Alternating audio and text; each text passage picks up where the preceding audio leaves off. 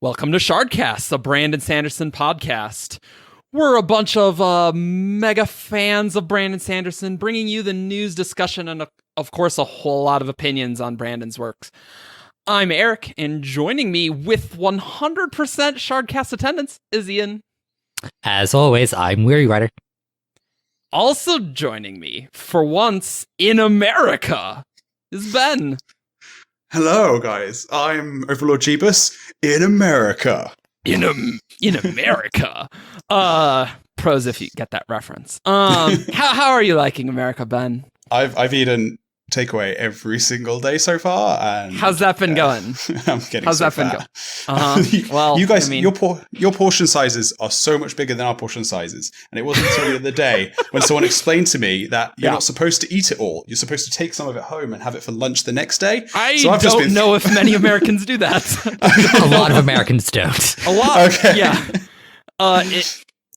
This is a total tangent already, but when I went to Japan and got like a medium drink, it was an American small. And I texted what a medium drink was, which is like a 32-ounce giant drink, to my friend in Japan who worked at a movie theater, and she's like, that's too much for one person. That's not necessary.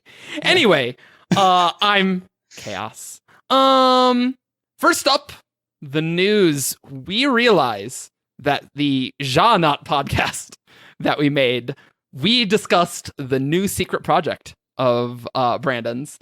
And by the time you have listened to that, you would have already known that it is not Cosmere, and thus that entire conversation isn't worthwhile. Whatever, that's fine.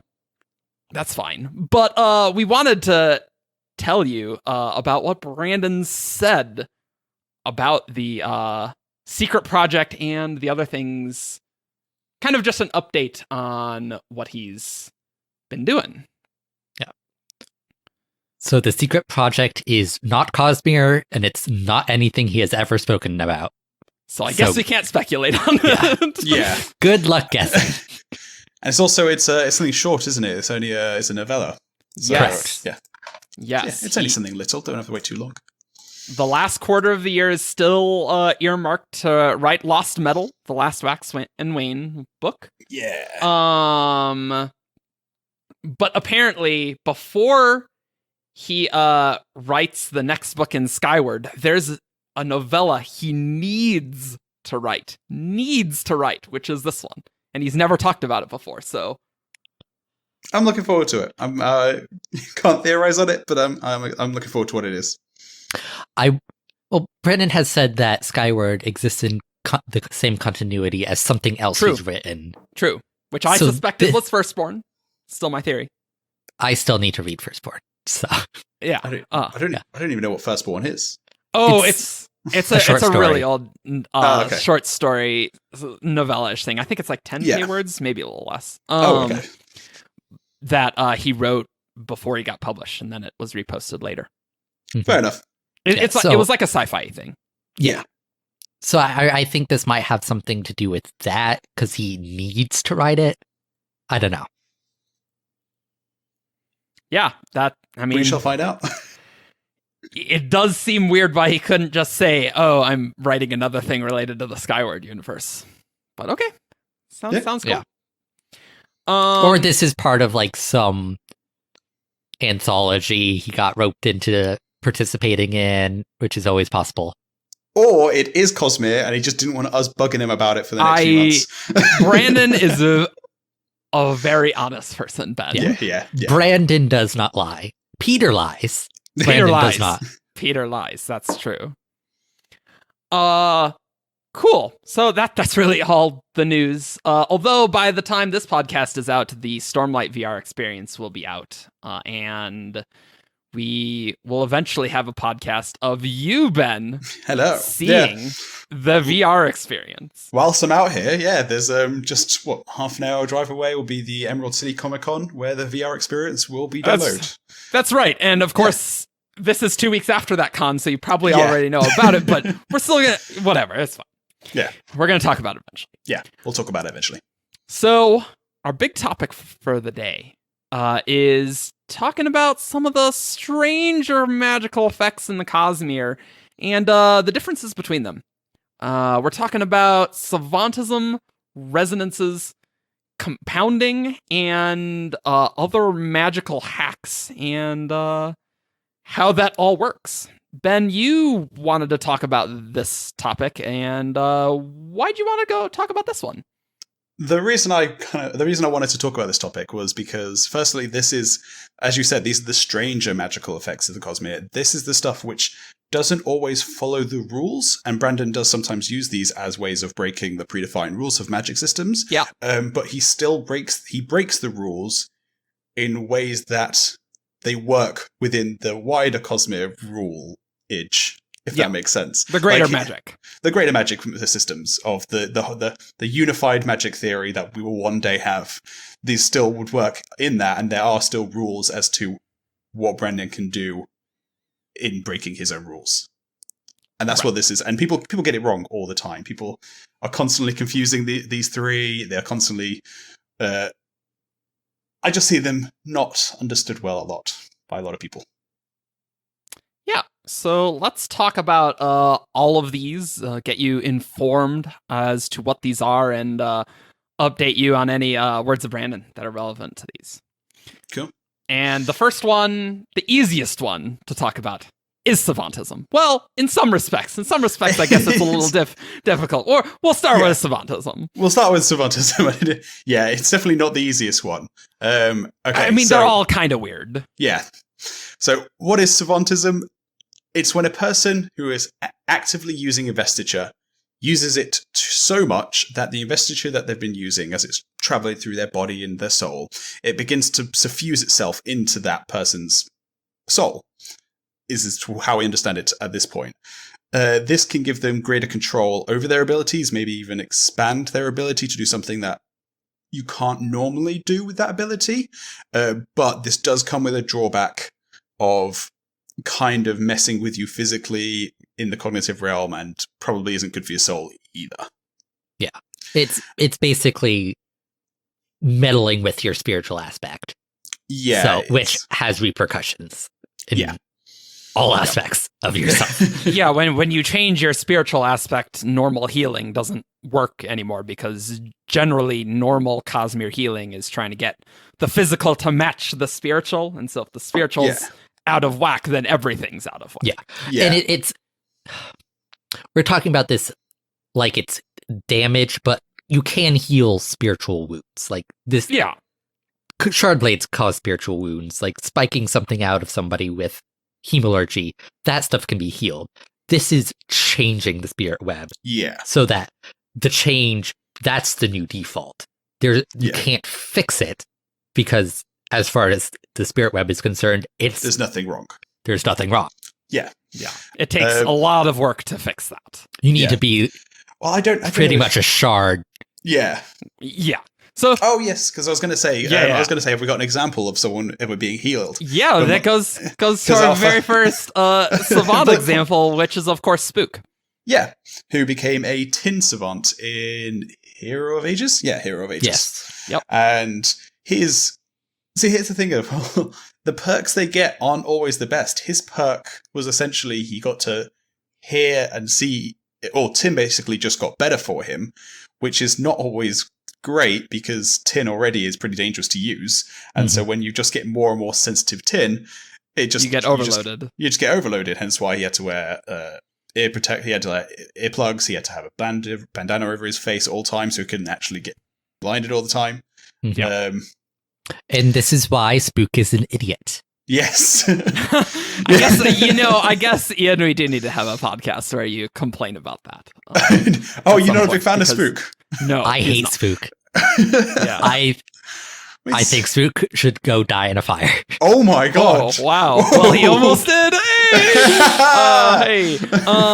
Yeah. Okay. But and so the drawback he got was when he. I don't know if this was the only drawback he got, but from what I remember, I probably should have reread the passages before this. The only drawback he had is when he wasn't burning tin, he was basically numb. Like, he couldn't feel, see, or hear anything when he wasn't burning it anymore. Mm-hmm. Okay.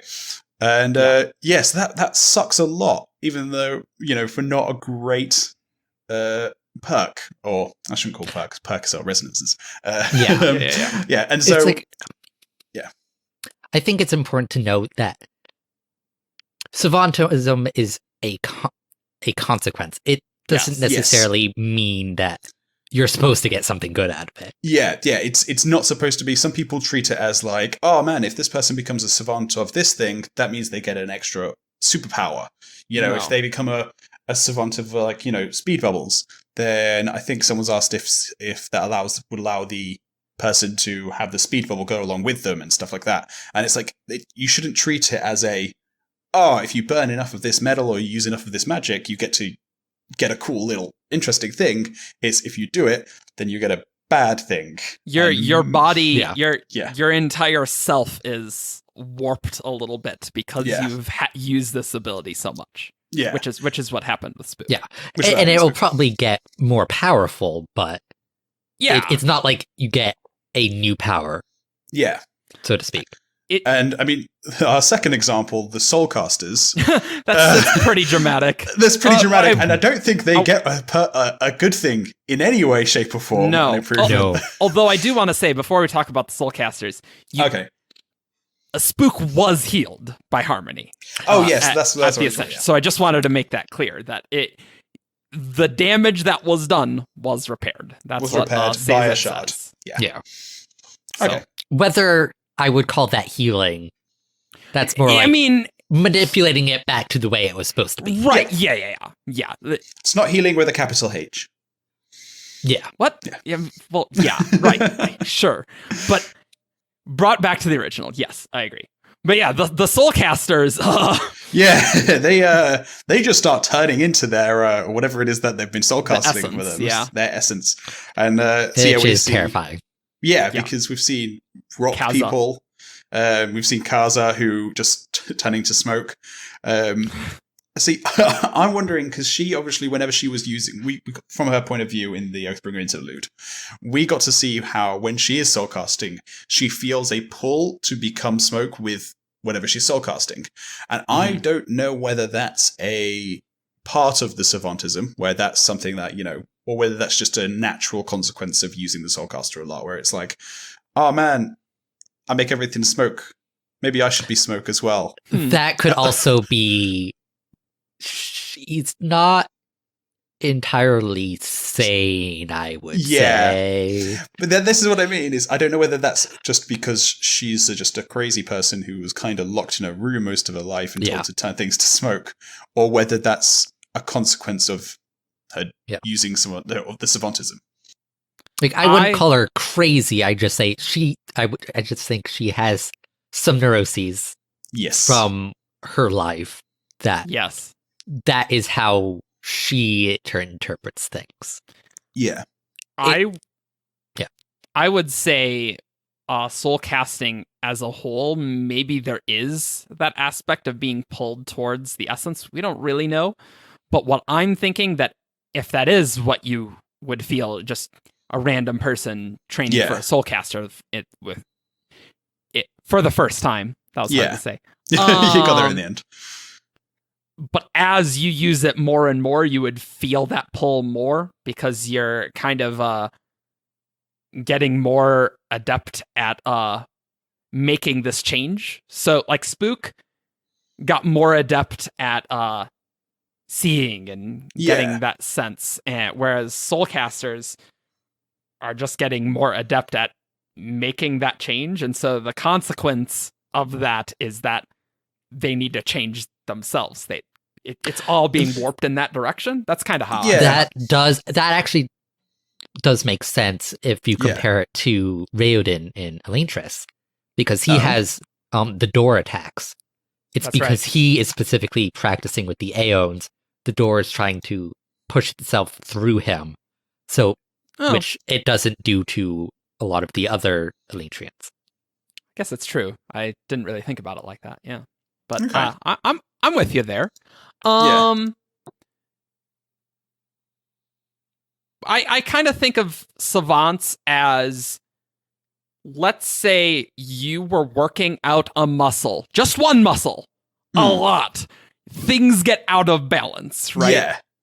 Kind of thing. It's not a one-to-one analogy, but something like that. Speaking of overworking a muscle, I think one of the few magic systems which may have a protection against Savantism would be Sand Mastery, because you can over Sand Master and then you lose your Sand Mastery. And so that, I don't know whether that was on purposely done so that you can't become a Sand Mastery Savant, or whether that's got something that's just nothing to do with it. Whether that's just something completely different where that's just a quirk of Sand Mastery. Well, there's also the fact that if you overmaster but not too much, you get more powerful. That is a thing. Oh yes, do you know what? The training the muscle there and that kind of the training the muscle allegory kind of really works for that. For Sand Mastery, it does a lot. One other thing to keep in mind is that Sand Mastery might be different because the total investiture used is fairly low. That's what Chris said in the Taldane. That's very true. In the Taldane essay, that the Sand Mastery is a pretty low amount of investiture actually used. Okay, cool. But I mean, that could be kind of relevant as well. Yeah, and another factor is like you have to be channeling the investiture through yourself. Yeah. Right. Yeah. And speaking of that as well, we haven't got a solid answer, I believe, on whether Radiants can become Stormlight savants.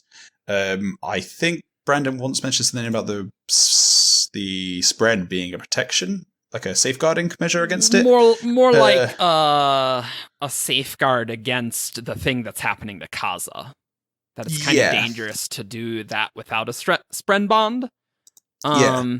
Which is one of the reasons why Syl makes a comment about Szeth during Kaladin and Szeth's fight in the storm. By the way, spoilers for the whole Cosmere. During Szeth, and Syl says that Szeth was using a dangerous amount of Stormlight, and that's a weird thing to say unless there is something dangerous about using a huge amount of Stormlight. She kind of thought the whole thing was dangerous, not just Stormlight. Yeah. Okay. Well, she does specifically say using a dangerous amount of Stormlight. No, for sure. This does make sense because the spread are literally bonded to their Radiant's spiritual web through the Nihil bond. Yeah. And they do have a moderating effect on their Radiant getting the Stormlight. Because in Words of Radiance, Syl is able to force Stormlight in when they're following into the chasm, right? Shallan and Kaladin falling into the chasm. Yeah. Syl forces Stormlight into Kaladin, which kind of shatters the bond. Yeah. Because it was so weak at that point. She forced Stormlight through it. Sure. I get you. Yeah. Okay. So I could see like them having a very fine control over the investiture running through the spirit web to make sure it doesn't cause problems. Yes. Because I mean, it would be curious to find out if, Kaladin could just sit at the front of the storm, lash himself to the front of the storm, and just sit there and just ride the storm, or like, we don't know how the storm works, but if it just loops around Roshar as, normal, he could just fly along with it the whole time, and would that start affecting him? How would that affect him kind of thing? It is strange. Savantism is weird, and it's hard to know what the drawbacks are. I feel like the Stormfather would have issue with doing that. I'm just going to throw that out there. It's like eventually the Stormfather would be upset that is not how things are supposed to be. Yeah, I feel like he would start off as like, "What are you doing? I'm going to ignore you," and just try to keep doing it, and then like, okay, you're not hits him in the face, and then he's dead. Yeah, it's like permanently having a fly hitting you in the face. Shoot fly, don't bother me. Yeah. And we'll talk about Wax now, because Wax is we gotta a pain in talk the about bum. Wax. And there's actually one more thing I want to say before we get to Wax, which is in the annotations for Hero of Ages, Sazed talks about bronze savants. Okay. And that how bronze burners often become savants without even realizing it. That's true. Yes, because they're basically always doing it, aren't they? Yeah. Yeah. But they don't seem to have the drawback, Yeah. the noticeable drawback. That's a good point, because... Well, the thing with that is tin has a very obvious effect, right? Yeah, so we physically. see a very obvious consequence. Mhm. If there is a consequence for bronze, it could be really minor. Yeah, it could be. Because, I mean, bronze is one of the ones that burns very, very slowly, isn't it? I believe so. I think copper's the slowest, but I think bronze is pretty slow. Yeah. I know copper's the slowest. Okay. But it could be as simple as I've been burning bronze so much, so it's like an addiction that I need to keep burning bronze. Like, it could literally be as simple as that. But I don't feel like that's true to what Savantism is. Because I don't see that as, like, consequences, realmatic consequences of something. Well, think about it like this, that I don't know, maybe you'd feel like a similar sort of numbness from not hearing these pulses, right? Yeah. Thinking about it kind of like that. If we're saying that numbness that Spook felt, I don't know. I don't think it's that different. It's definitely a lower scale, but it could just be as simple as I don't hear this pulses. Something is wrong, and it's bothering me, and it's causing me anxiety. And your whole self has been warped to expect those, and so you just feel the sense of wrongness when you don't hear them. I'm gonna make a note of ask Brandon what the consequence of being a copper savant and a bronze savant is. Yeah. I imagine copper. But I don't know. That's just totally me making crap up. Like I don't know. That's what feels natural to me. I wouldn't expect there to be a dramatic consequence on that, personally. Okay, so we got to talk about wax, right? We've got to talk about wax, and I don't know whether we should introduce what a resonance is before we talk about wax, and before quickly just jumping into it. I think we should talk about resonances. Let's talk about resonances. Let's talk about resonances. So, Ian, did you want to do this one? Because you've got a nice little metaphor that you like as well, don't you? Yes. So, simply put, a resonance is what happens when you have two or more powers that they have a bit of a melding effect, and you get a third thing, which might be an ability, might be an effect. This is still very weird. Yes. But, so the metaphor I like is to think about barbershop quartets. Obviously. It's a really natural consequence. Yes. I mean. So, bear with me. So, one of the defining characteristics of barbershop music is this idea of the ringing chord, where there are four voices singing, but the way they are arranged, it sounds like there is a fifth voice. The way the intervals between the different ranges, everybody's voice sounds different. Yeah. In the way that, when combined together, it creates a sound of a fifth voice. Yeah. Yeah. It's constructive. Yeah, so constructive interference. Constructive interference. Yeah. Exactly. Yeah. And which is why the word resonance is really good for that, because like a resonant frequency, that's kind of sort of what that's kind of getting. I will say as well, whilst doing the research on this topic, Brandon does sometimes call it a perk, and I think he may have stopped doing that more recently as resonance has become the proper term for it. But probably. Brandon sometimes I think says a perk, he would refer to it as a perk in the early days. Yeah. And then we asked, like, what should we call this? And he's like, I've been calling them resonances. And we like that term. So so we use that term. We ran with it. And unlike Savantism, a resonance is a free power you get that doesn't have any side effects, or doesn't have any consequences. You get free power. Well done. Yep. Yeah. Power or ability. Power or ability. Or effect, yeah. Right, so the reason we need to talk about wax is because Brandon has been very iffy and me and Ari about the Wax's Savantism. His I don't know what to call it. Is it an iron bubble? I guess we'd call it. Steel bubble. Steel bubble. Sorry, yeah, steel he bubble. Doesn't have iron. God, an iron bubble would suck. That would not be terribly effective. I bring all the bullets to me. Brilliant plan. That'd be great for someone with the gold. The best you could do is try and deflect a bullet, but that sounds kind of dangerous. But yes. And so Wax has this ability where he can push on all the metal around him just slightly, which means that bullets kind of get a bit diverted about, and it's helpful. We are unsure as to whether this is a consequence of his being a steel savant, or whether this is his resonance between his steel and his Feruchemy. Iron Feruchemy. Iron Feruchemy, yeah. So the Alloy of Law annotations seem to make it very clear that this is an effect of his Savantism. Yes. Yeah. But then before it that, does explicitly say it, yeah. Yeah. Up until that point, the steel bubble was the leading theory for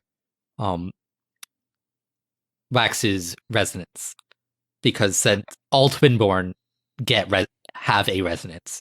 Yeah. Through the interaction of their allomantic and feruchemical abilities. Yeah. In an exchange with Argent where Brandon talks about he calls it a retcon, but I won't call it a retcon. He says that the original plan was for Wax to be a savant of his resonance, which is his steel bubble. And so that makes it sound like it's his resonance. So it's kind of a bit yeah, it's confusing. He's also talked about how for Wax, the two abilities are starting to become one ability, which it's weird. Because the bubble doesn't seem to use iron weight in any way whatsoever. So it's kind of like it doesn't really make a huge amount of sense. No, it really doesn't to me. But you just so listeners know, my caring on discussing iron feruchemy is like negative 10,000. Like, just like, does it store mass? Does it store weight? That is perfectly fine if you like to discuss it, but that's not what I like. You know what it stores? Interaction with the Higgs field. Yes, that's right. Yes. I just go with spiritual realm mumbo jumbo, and then we just push it all under the rug, and it's magic, personally. Yeah. But it doesn't seem to make much sense for... It makes more sense for the steel bubble to be a steel savant. Like, it makes more sense. Yeah. Yeah. So later on in that exchange with Argent, Brennan says, the idea of resonance is that two powers combined meld kind of into one power.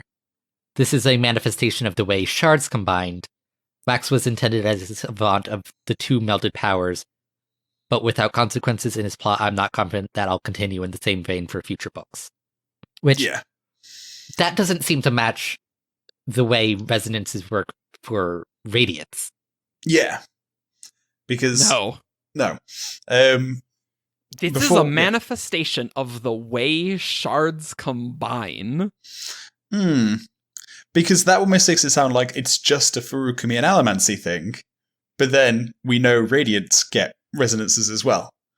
Should we quickly talk about Radiant resonances? Oh no, do you know what? We'll finish with Wax, and then we'll talk about Radiant resonances. So the retcon that Brandon wants to talk about, should we just read the whole quote? I'm just going to read the whole quote. Yeah. So here's the problem. The more I dig into savants in later outlines, the more I feel that I'm in a dangerous area, that I'm disobeying their original intention, which is that using the power so much that it permeates your soul can be dangerous, a kind of uncontrolled version of the Sprenbond. Yep. And so I don't want to let myself just start making people savants left and right. It needs to be a specific thing. Wax is a troubling one, as I have been burning so much steel that he's well on his way, but isn't showing any of the side effects. If I'm going to give him savant-like abilities, he needs to have savant-like consequences. That's the danger, just falling back on savanthood to do some things I want, so often that it undermines the actual point and purpose of them in the Cosmere lore. So if I backpedal, it will be to contain this and point myself in the right way, sharply curtailing my desire to make people savants without their savanthood being an intrinsic part of their story and conflict, like it was for Spook and is for soulcasting savants on Roshar. So essentially what he's saying is that, as I said at the beginning, savants is something that Brandon likes to have so that he can make people do cool things and kind of stretch the rules a little bit. But it needs to have consequences. And he doesn't like giving people those consequences if it's also not part of their story, which is probably why we've not seen any consequences for Wax, because Wax's story is about, being other things. Cowboy, but in Mistborn world. And so I mean, there's a little bit more to it than that, but yeah, right. And so I would be hugely, hugely shocked if after saying this in the Lost Metal, we don't see Wax having some sort of downside to burning steel so much. I have a feeling we're very much going to see something. Because to me, this isn't a retcon. This is him specifically. He even says it, he wants to kind of point it in the right, he wants to, point it right in the right direction and kind of take savants in the correct way, as opposed to what he's been doing so far, which is kind of just using it to give Wax a cool power. So yeah. I don't see it as a retcon because he's not retconning anything just yet. If the Lost Metal comes out and Wax pretends like he's always had whatever this consequence is for being a steel savant, then that would be a retcon. But if it just starts to manifest in the Lost Metal, I'd be okay with that. I think that'd be a good way to handle it. Yeah. Cool. Should we talk about Radiance? Yes. Let's talk about Radiant Resonances. Yeah. So the Radiants are where we actually first experienced this phenomena. Yes. And then we got the Shadows of Self, Ars Arcanum, which said that, hey, Twinborn get these too, and we all freaked out. Yeah. Which was very cool. Yes. Yeah. So because all Radiants get 2 surges, they all get a third little perk. Resonance. Yeah. These generally have nothing to do with the surges. Really have nothing to do with the it's surges. Really not anything to do with the surges. Yeah. So the one we know of, so a couple we know. We know of 2. We know of 2 for certain. Yes. We know that Windrunners get loads of squires. Yeah. Which seems to be more to do with, the heralds leading and protecting kind of thing as opposed to the surges. Well, we don't. So we got to be careful here. I'm trying to assume we know the reason why a resonance is the resonance of these 2 surges. Yes. Yeah. We don't. Okay. All we know is that the Windrunner resonance is strength of squires. Yeah. And that's in quotes, that is. Strength of squires is what Brandon said, that is the resonance. We also know that Windrunners have an unusually large number of squires, which may tie into that. Yeah. Yeah. The Lightweavers, they get photographic memory, it seems. Yes. The memories that shall they various mnemonic abilities. Yes.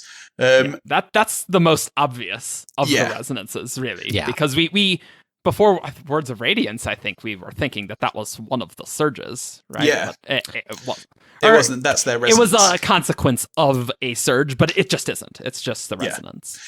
Something I've always thought as well is, so how they talk about how the Radiants created these great pieces of artwork in Irithyra and Oathbringer. We see that, and so I'm not sure that all Lightweavers are artists, like drawing artists. Like they have, you've got like painting, and you've got what's it called when you make up a picture with lots of little rocks? Mosaics. And so you've got mosaics. So I don't know if it's always photographic memory in terms of drawing ability. It may also be photographic memory in other ways as well. Yeah, it's like that is how it's described in the in-world Words of Radiance. It's just like various mnemonic abilities. So would that also include sound? Because I don't actually know what the word mnemonic means. It has to do with memory. Okay. It's like a mnemonic device is something that helps you remember something. Okay, cool. Yep. So teachers do that all the time. Yeah. It's like, here's an abbreviation that will help you remember this technique. Yep. Please excuse my dear Aunt Sally. Yeah. Order of operations. Okay. We just call it BODMAS. What? We just BODMAS or BIDMAS or however you want to say What? it. Brackets, indices, division, multiplication, addition, subtraction. Yeah, but who uses brackets? It's parentheses, man. God. Parentheses, exponents, multiplication, division, addition, subtraction. Yeah, same thing. Half of those aren't even real operations. Addition and subtraction and division don't exist, guys. You heard it here first. You don't need those. No, you don't. But you literally don't need them. But you don't. Anyway.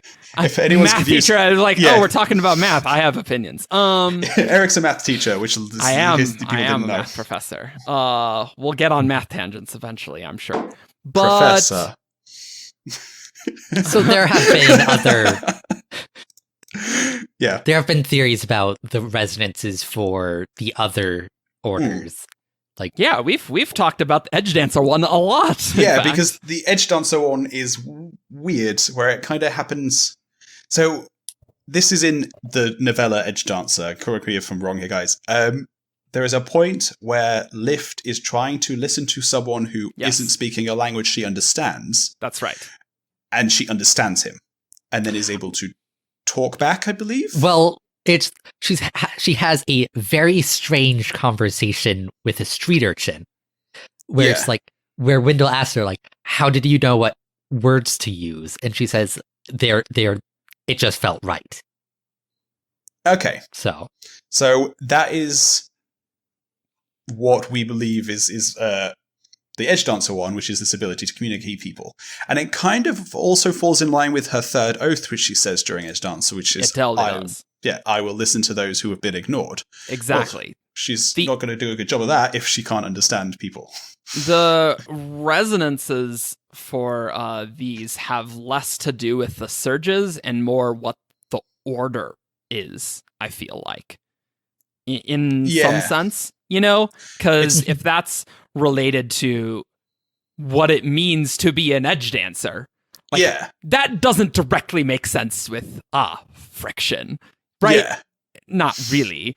I'm sure you could come up with some weird way of saying that, but strength of squires, that doesn't have anything to do with flashing, right? No, but it does have something to do with, being a Windrunner. Kind of what a Windrunner is? Yeah. I don't know. People have tried to tie that in with gravitation or adhesion, though. Yeah, but that's very wishy-washy for me. Drawing them into your spiritual aspect or something. I don't know. Sure. I mean, that's fine. That's fine. That could totally be the case, but it does tend to feel like it's more about what the order is rather than let's look at the surge of division and we'll think about what that means, right? Like speaking of the resonance helping the order, Bondsmiths get some crazy ass powers. Okay, so I don't think we've seen the Bondsmith resonance at all. From Oathbringer we have seen Bondsmiths be able to create connections with people to be able to speak their language. That's the basic. That's the Surge's ability. Yeah, but that is described as spiritual adhesion. But is spiritual adhesion the resonance? No, because adhesion's the surge. So is it just the Bondsmiths that get spiritual version of their surges, or does everyone get this? Or is that the resonance? Yeah, this is why I'm like, the Bondsmiths get loads of really crazy stuff they can do. I think that's more a function of those Bondsmiths are very weird. Are very weird. Are weird.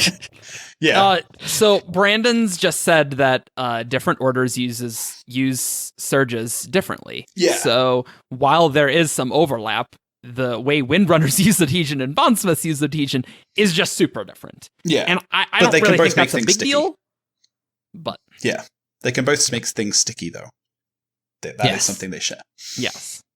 But I don't know. I just feel that that's a consequence of that general principle that Radiants are going to use the surges differently. Yeah. Skybreakers are going to use division differently than a Dustbringer. Yeah. Yeah. I would expect. Not that we specifically know, but I imagine they would in some respect. Yeah. So I really don't think we've seen the Bondsmith resonance. Yeah. And it's really hard for us to discuss that given what happened with Dalinar at the end of Oathbringer. I'm like, this is a fairly unique scenario, so it's really hard to piece that apart. Yeah. Yes, so to be clear, creating the perpendicularity bit is what you're probably is not. I don't even think that's a Bondsmith ability. That has more to do with the fact that Dalinar is bonded to the Stormfather and is And Honor de died. facto And Honor died, honor at the Right, moment. exactly. It's very specific. Yeah. So, And it's really hard to theorize about any of the Order's resonances because they generally don't seem to have a huge amount to do with the surges, and there's no pattern really, other than they kind of seem to go along with the Order's purpose. Of course, people have latched on to like one sentences that might lead on to things like at the end of Words of Radiance, when Yasna shows up, she goes straight towards the nearest town, according to Hoy. Yes. So there's the theory that L scholars have enhanced geolocative abilities. Supernatural sense of direction. Yeah. I would just put that down to Yasna being Yasna, because, that's another one of those things that totally could be, right? Yeah. And for the longest time, there was the idea that the Skybreaker resonance was the ability to discern divide between the guilty and innocent. Yeah, which Brandon has said that is not their resonance. Yes. Which and I just don't weird. like. From their point of view, we know they just straight up don't have that ability. So I guess that's true. Yeah. I suppose that is true. But maybe those were just bad Skybreakers. You don't know. Maybe. But yeah, I'm going with at least for Surge Binding, the resonances are related to the Order itself. Yeah. Have we ever had a really compelling reason why each Order needs to share exactly 2 surges? Because the quote in Words of Radiance, the in-world Words of Radiance, just says, "Oh yeah, it's obvious that they got shared, that they have to have 2 surges." Yeah. Why specifically? I don't know. Because, well, the Radiants do that because the Spren copied the Honor Blades. And the Honor Blades were created directly by Honor. And it's... So you're going to have to ask our buddy Tanavast about that. Yeah. Yeah. Brandon has said that the pairs are... Those specific pairs of surges are intrinsic to the world in some way. Huh. That it was like the natural arrangement of those powers. Or something. I'd be very interested to know more about that. That's interesting, yeah. So would I. Cool. Yeah, so... obviously, that's how it has to be, but why? But why, yeah. Before we move on to the compounding, we should mention that resonances only happen when you have only a couple of powers. If you get too many powers, you don't get a resonance, which is why Mistborn don't get resonances, because they have 16 powers, and that makes them OP. You can think about it with the music metaphor there, that there's just too many like chords being played, that there's not enough constructive interference in a certain way. That's what I would say to that. Constructive interference gets harder sense. With more sources. Yeah, right. Cool. So that's what I would say. So compounding. Now, yes. Yeah.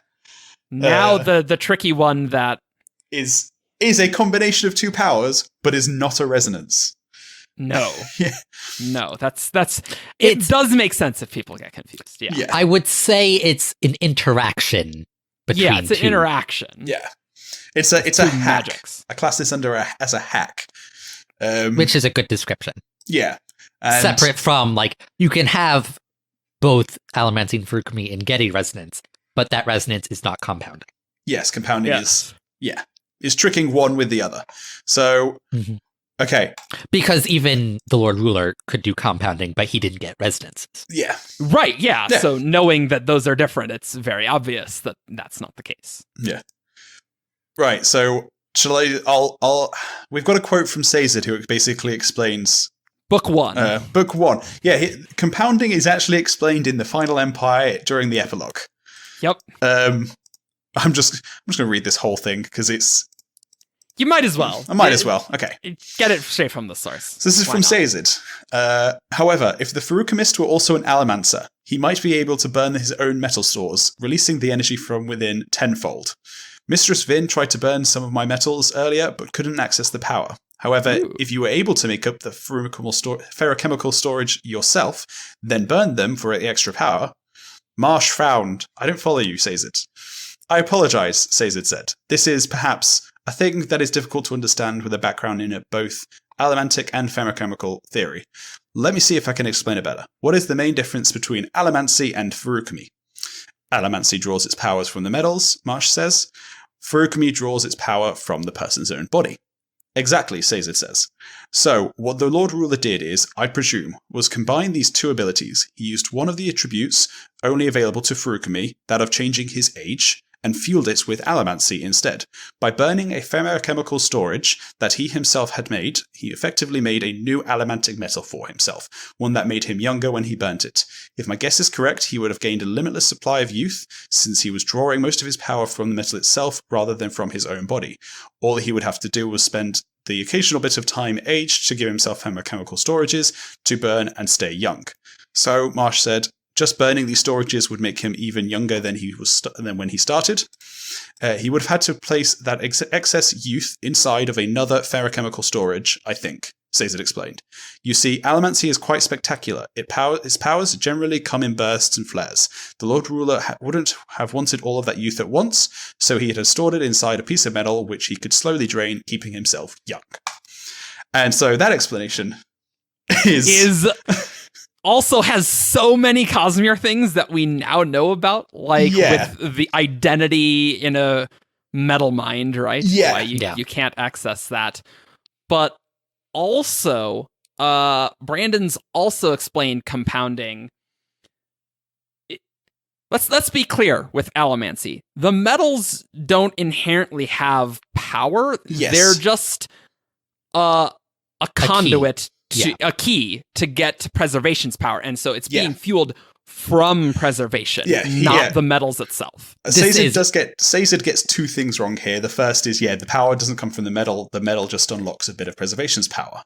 Right, and they don't have that not much knowledge in book one right here. They don't know what preservation is, right? So that's fine. Yeah, and this is the main difference between an end positive magic system like allomancy and an end neutral magic system like feruchemy.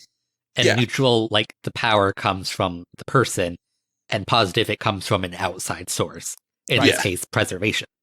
And so what burning a ferochemical store does is it basically creates a new conduit that does a different thing than the usual 16 keys, right? Yeah.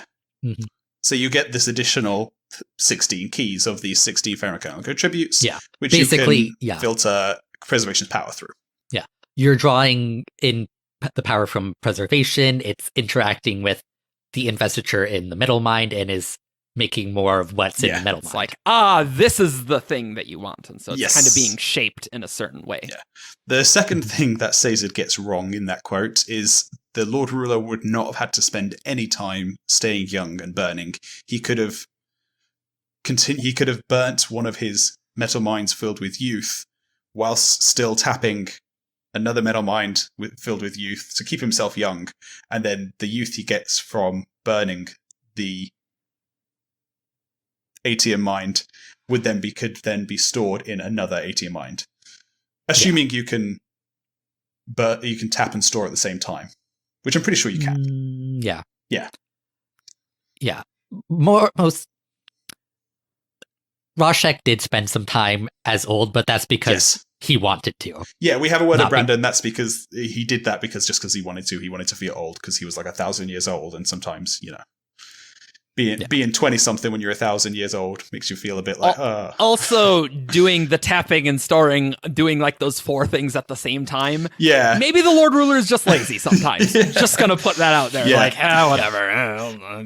But even still, like. Easier. He would just be tapping less.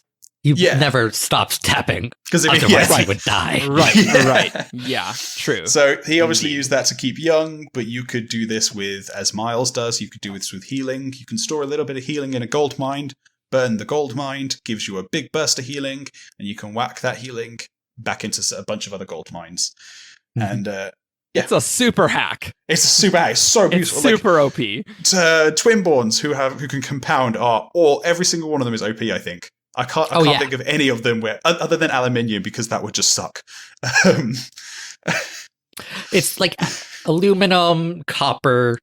Some are more useful than Some are others. more useful than others, but all of them, I mean, I've always said a steel compounder is basically the Flash, and I'd love to see like a brief mention of Brandon acknowledging how OP a steel compounder is. Yeah. Because, yeah, they're not as OP as the Flash because they actually have to deal with they have friction. to deal with air friction, but yeah. They don't have the Speed Force. Yeah, they're not that bad. Yeah, they can't outrun death or whatever it is the Flash does. They can't run so fast they run back in time or jump realities. And so, yeah, I really like compounding. It's one of my favorite things in the Cosmere to talk about and like try and theorize on what compounders could do. Because like an identity compounder is something just so very like, what could you do if you just had an excess amount of yourself? Yeah, Brennan has said that not all compounders are awesome. Okay, that's just like copper compounding, probably not. He's been very terse with explaining some of the compounding ones, and one of them is copper. In fact, he hasn't really said what internal heat. Well, it's more. People have asked him, and he's like, "Not all the powers are interesting." Yeah, and that's pretty much all he said. As I say, copper ferrochromically is heating, isn't it? Making yourself feel hot. No, copper is memories.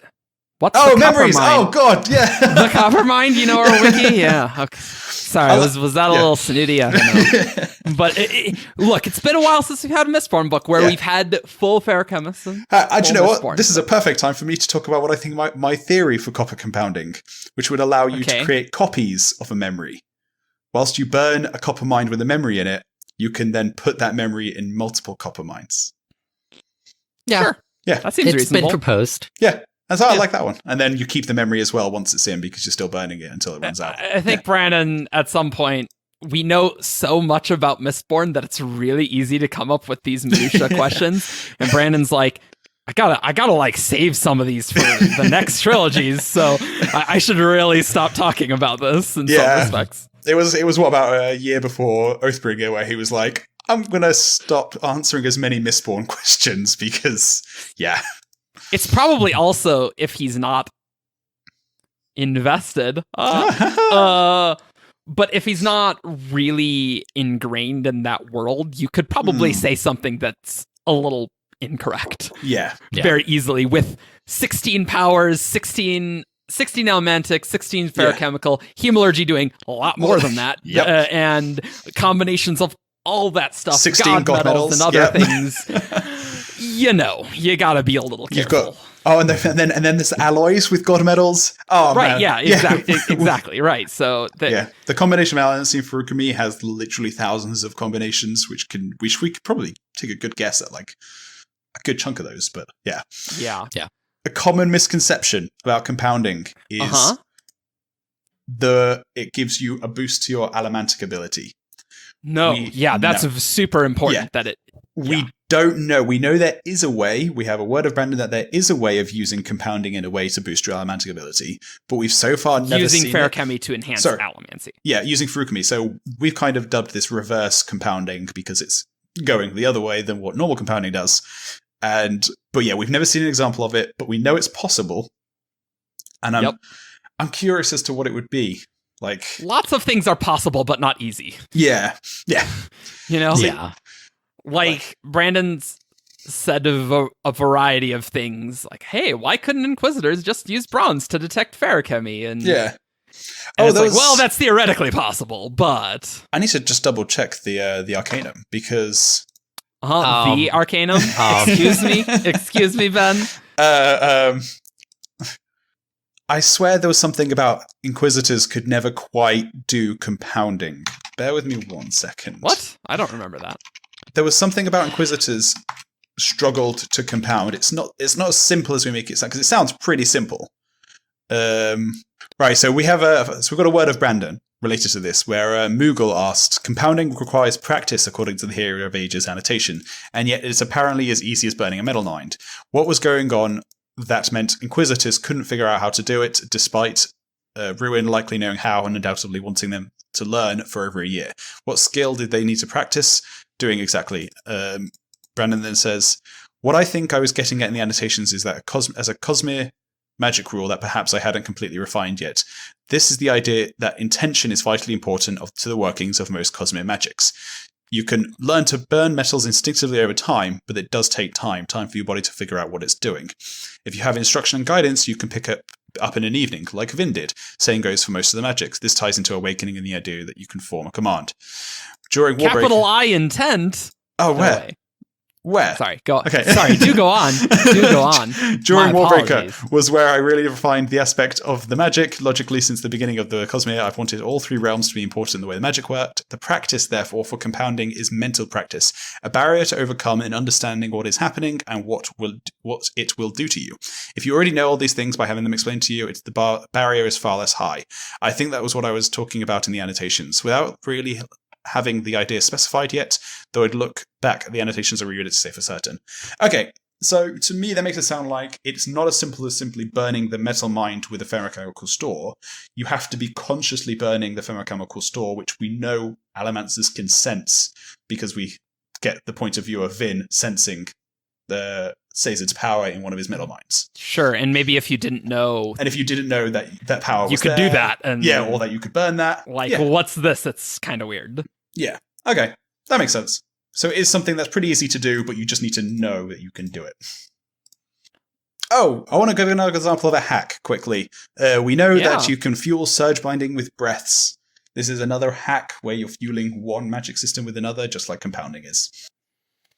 Yeah. It's like, theoretically, you can fuel any of the magic systems with anything else. Like, Stormlight. Ruin could fuel Allomancy. Yeah. Well, sorry. That's something different. You're right. You're right. That is different. Fueling. That's true. That is true. You're correct.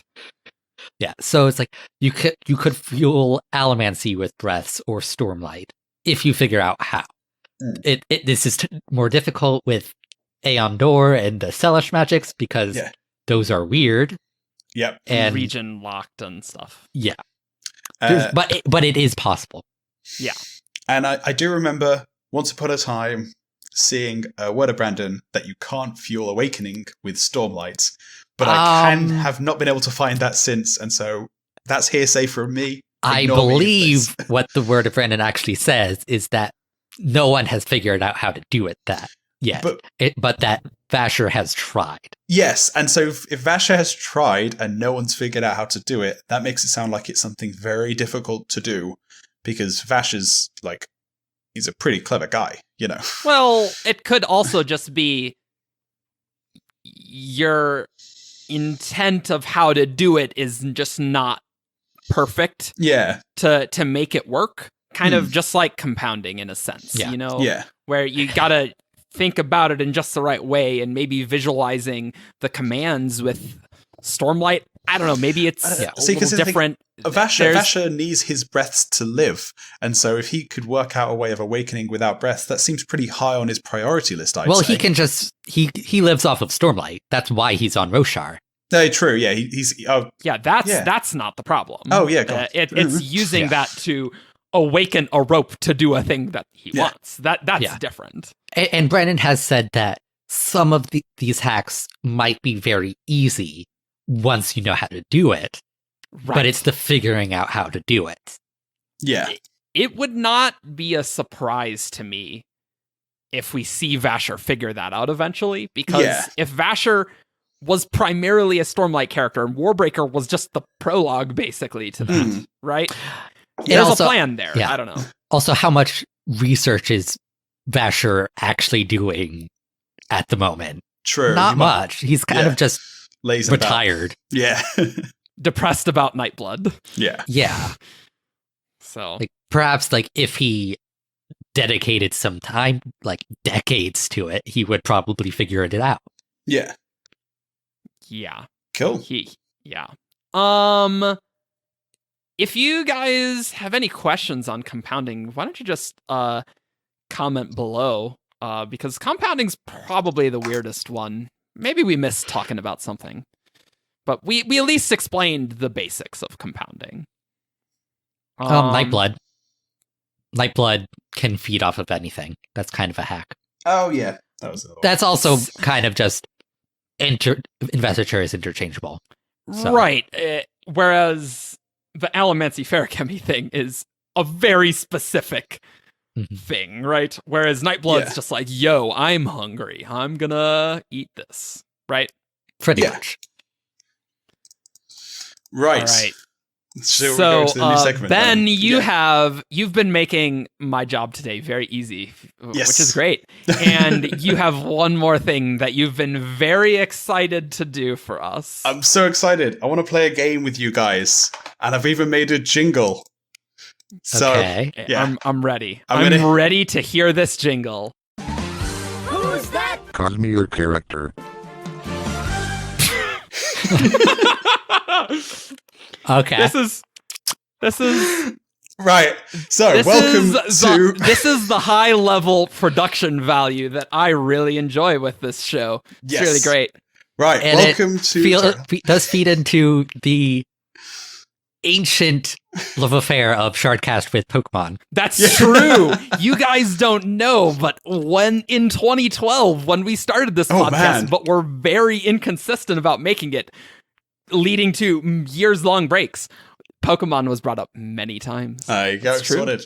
Right, so welcome to Who's That Cosmere Character, a little game that I want to play with the guys here and also listeners at home.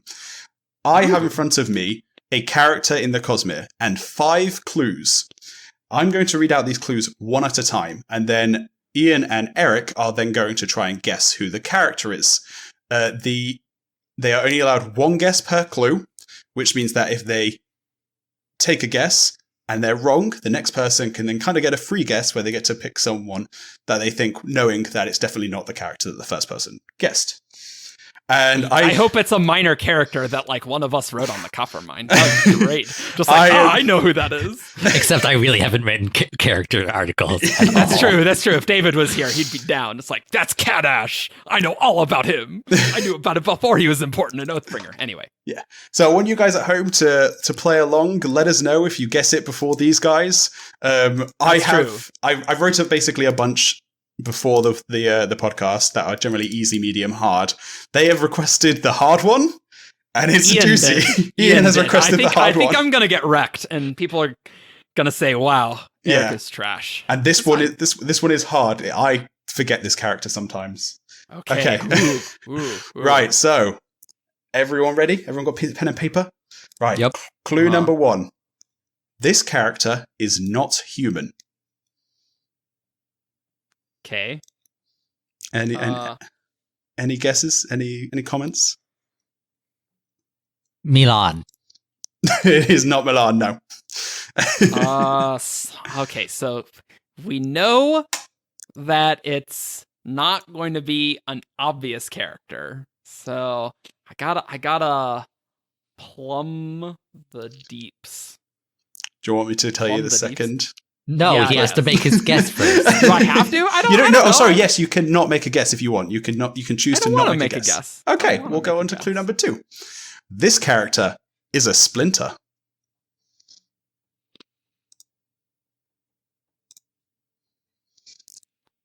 Aeon Ian. Oh my god! What?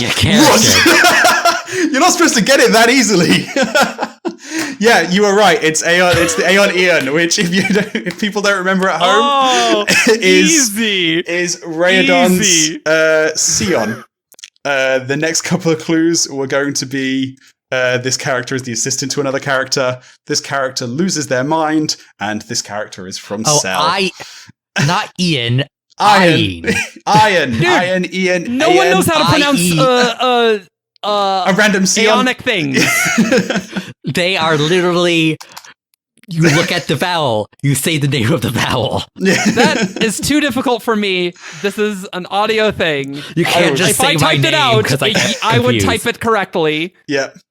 So yes, this means that I have absolutely seen people named Ian spelled like that. Yeah. Those people are what I like to call wrong. Yeah. Dude, my brother is named Ian, and it's spelled the way your name is spelled. You don't have to justify it to me. But yeah, congratulations, Eric. You've won the first Who's That Cosmere Character? I feel like we should do another one, Ben. Do you want to do another one? Okay. We got to do another one because getting it on the second clue. You should get it on the third is normally the way I've been making these. Maybe they're too easy. Maybe. You got to go up to the Stormfather wouldn't dare difficulty. I'll just go for another one that's one of the medium ones. Right. Oh, okay. We're going to give this another go. I hope is everyone ready? Right. The first clue is, this character has a family. And by that I mean they have children, they have a partner, they have... Athena. Is it not Athena. Ham? Right, I need to make these way harder than they are. This is why we requested the hard one. Like, Hesina's a good choice too, I think. But yes, it is Ham. Yeah. So that is Eric and Ian. You both got one. All right.